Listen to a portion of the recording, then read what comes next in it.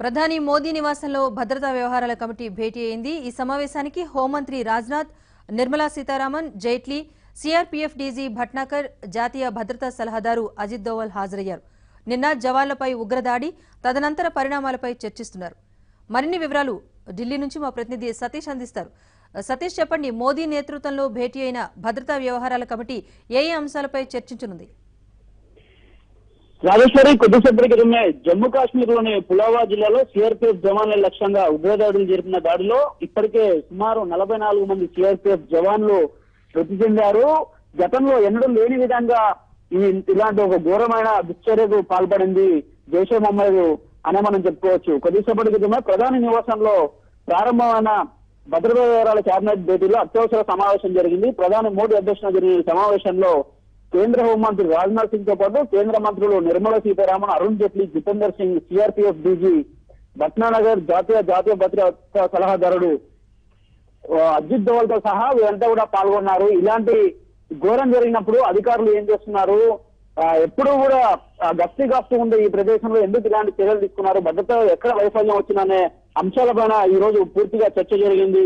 ఉగ్రదాడిని ముందే హెచ్చరించిన నిఘా సంస్థలు తగిన భద్రతా చర్యలు తీసుకోవడంలో సిఆర్పీఎఫ్ వైఫల్యం చెందిందా లేక ఐఈడీ బాంబులతో దాడి చేసే అవకాశం ఉందని ఫిబ్రవరి 8నే హెచ్చరించిన నిఘా సంస్థలు కాన్వాయ్ వెళ్లే ముందు ఆ ప్రాంతం అంతా క్షుణ్ణంగా తనిఖీ చేయాల్సిన అంశం ఉంది. ఎందుకు తనిఖీ చేయలేదు? 350 కిలోల పేలుడు పదార్థాలు ఉన్న ఒక వాహనం జాతీయ రహదారిపై ఎలా వచ్చిందనే అనుమానం సైతం ఈ రోజు జరిగిన సమావేశంలో చర్చించారు. జాతీయ రహదారిపై నాగాబంద్ ఎందుకు నిర్వహించలేదనే ప్రశ్న కూడా ఈ రోజు సమావేశంలో తలెత్తిందనే చెప్పుకోవచ్చు. 2500 మంది సిఆర్పీఎఫ్ జవాన్లు ఒకేసారి ఎందుకు కదిలారు? వాతావరణం సరిగా లేనప్పుడు మిలిటరీ హెలికాప్టర్ లో శ్రీనగర్ తరలించే అవకాశాన్ని ఎందుకు వదులుకున్నారు? సిఆర్పీఎఫ్ కి ఎదురవుతున్న ప్రశ్నలు భద్రతా వ్యవహారాల కేబినెట్ లో ప్రధానంగా ఈ చర్చకు వచ్చాయి. ఇంతమంది సైనికులు పెద్ద ఎత్తున పోతుంటే రోడ్డు పైన కూడా ఎలాంటి బందీ చూడకుండా వీళ్ళందరినీ ఎలా పంపించారనే అంశాలను కూడా ఈ రోజు జరిగిన సమావేశంలో చర్చించారు. ప్రధానంగా సిఆర్పీఎఫ్ వైఫల్యం ఇందులో ఉన్నదా లేక అధికారుల నిర్లక్ష్యానికి ఈ దుశ్చర్య జరిగిందా అనే అంశం పైన పూర్తి జరుగుతుంది. ఏదేమైనా కానీ 44 మంది సిఆర్పీఎఫ్ జవాన్లు తమ ప్రాణాలను కోల్పోయారని చెప్పుకోవచ్చు.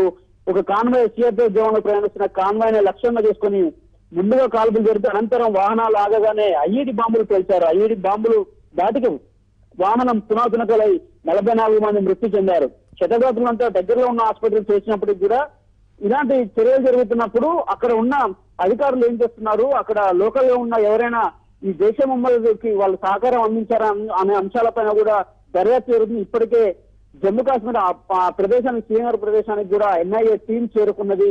క్లుప్తంగా అక్కడ వివరాలు సేకరిస్తున్నారు. ఎందుకు జరిగింది ఇలాంటి దుశ్చర్యకు పాల్పడ్డారు? గతంలో సర్జికల్ స్ట్రైక్ జరిగినప్పుడు కూడా ప్రధాని మోడీని అందరూ మెచ్చుకున్నారు. సర్జికల్ స్ట్రైక్ చేశామని గొప్పలు చెప్తున్నారు. ఇప్పుడు ఇలాంటి ఒక ఫెయిల్యూర్ కి ఎవరు బాధ్యత వహిస్తారని కూడా అన్ని రాజకీయాల పక్షాల నుంచి కూడా వస్తున్న ప్రధాన ప్రశ్నగా మనం చూడొచ్చు. ఇప్పటికే దీన్ని దేశవ్యాప్తంగా ప్రతి ఒక్కరూ ఖండిస్తున్నప్పటికీ 44 జవాన్ల ప్రాణాలు పోయాయి. వాటన్నిటికి కారణం ఎవరనే అంశాలపైన కూడా పూర్తిగా కేంద్ర ప్రభుత్వం పైన కూడా మాట్లాడుతున్న తీరును కూడా మనం చూడొచ్చు. రాజేశ్వరి, సతీష్, మరి నిన్న జరిగిన దాడిపై ప్రతీకారేషతో ఉంది భారత్. మరి ఈ భేటీలో ఏమైనా కీలక నిర్ణయం తీసుకునే అవకాశం ఉందా? ఖచ్చితంగా ఒకటి చెప్పొచ్చు. ఎందుకంటే పొద్దున అరుణ్ జైట్లీ ఈ రోజు ఉదయం కూడా అరుణ్ జైట్లీ మాట్లాడుతూ కూడా తమకు జవాన్లపై జరిగిన కాల్పులో 44 మంది జవాన్లు ప్రాణాలు కోల్పోయారు. గతంలో కూడా చాలా ఉల్లంఘనల్ని కూడా ఇటు జైషే మహమ్మద్ తో కూడా పాకిస్తాన్ కూడా అతిక్రమిస్తుంది. పదే కాల్పులు జరుపుతున్న సమయంలో కూడా భారత్ సామరస్యపూర్వకంగా చర్చలు జరుపుకునే అంశాలపైన చర్చ జరిగింది కూడా. ఏదేమైనా కానీ తమ జవాన్ల పట్ల జైషే మహమ్మద్ కానీ అదేవిధంగా పాకిస్తాన్ వివరించిన తీరుని వీరంతా కూడా వ్యతిరేకిస్తున్నారు.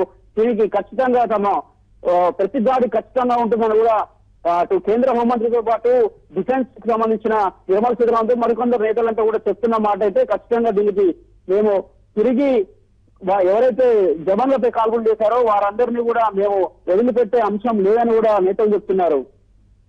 సతీష్, మరి ఈ రోజు శ్రీనగర్ కు వెళ్తున్నారు హోంమంత్రి రాజ్నాథ్ సింగ్. మరి ఈయన పర్యటనకు సంబంధించి ప్రణాళిక ఏమైనా తెలియజేశారా? కొద్దిసేపటి క్రితం కేబినెట్ సమావేశం ఏంటంటే అత్యవసర కేబినెట్ సమావేశంలో హోంమంత్రి కూడా సమావేశం పాల్గొన్నారు. ఆయన నేరుగా ఢిల్లీ నుంచి ఒక ప్రత్యేక విమానంలో ఆయన జమ్మూ కాశ్మీర్ చేరుకోబోతున్నారు. అక్కడి నుంచి శ్రీనగర్ బై రోడ్ వెళ్లి అక్కడ ఉన్న ఎవరైతే ప్రాణాపాయ స్థితిలో ఉన్న మిగతా జవాన్లను కూడా ఆయన పరామర్శించబోతున్నారు. అక్కడ డీజీతో కూడా ఆయన సిఆర్పీఎఫ్ జవాన్ సంబంధించిన డీజీపీతో కూడా సమావేశం కాబోతున్నారు. పూర్తిగా ఈ వైఫల్యానికి కారణం ఏంటి అనేది కూడా ఆయన అడిగి తెలుసుకోనున్నారు. ఈ రోజు అక్కడ పర్యటించి తదనంతరం అక్కడ వాళ్ళందరినీ కూడా ఆయన నివేదిక ఇవ్వాలి. నివేదిక ఇస్తే అందులో ఏంటి లోపాలు ఉన్నాయి, ఎందుకు ఒకేసారి జవాన్లందరినీ కూడా ఈ విధంగా బస్సుల్లో 2500 మందిని తరలించాల్సిన అవసరం ఏమొచ్చింది, అక్కడ భద్రతా చర్యలకి ఏమైనా ఆటంకం కలిగిందా, ఎందుకు వీళ్ళందరూ ఒకేసారి తీసుకోవాల్సిన అంశాలు అన్నిటికన్నా కూడా ఆయన అధికారులను ఆదేశించారు. ఖచ్చితమైన రిపోర్ట్ ఇవ్వాలి.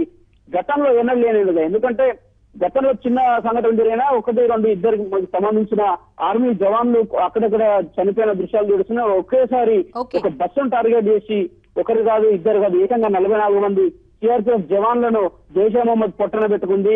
తామే ఈ దుశ్చర్యకు కూడా పాల్పడ్డామంటూ కూడా వాళ్ళు ప్రకటన చేయడం, అటు భారత్ కి సంబంధించిన రక్షణ దళాల పైన కూడా పూర్తిగా తమ చెప్తున్నారు. Okay, thank you Satish.